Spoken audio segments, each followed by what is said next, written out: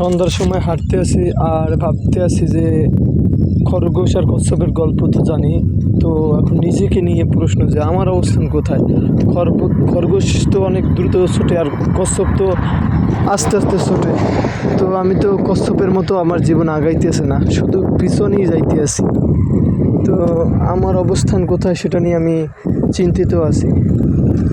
আমি বর্তমানে অনেক ক্ষতিগ্রস্ত আছি। আয়ের চেয়ে ব্যয় বেশি।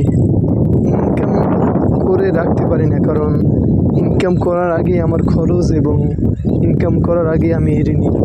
তো এই জন্য চিন্তা করতেছি যে তাহলে আমার অবস্থান কোথায়, আমি কিসের ন্যায়ে আগাতে আছি, কচ্ছপ না খরগোশ। খরগোশের গল্পটা তো সবাই জানে, তাই না? জীবনটা এভাবে চলতে থাকলে সময় ঠিকই চলে যায়, কিন্তু আগাইতে পারতেছি না।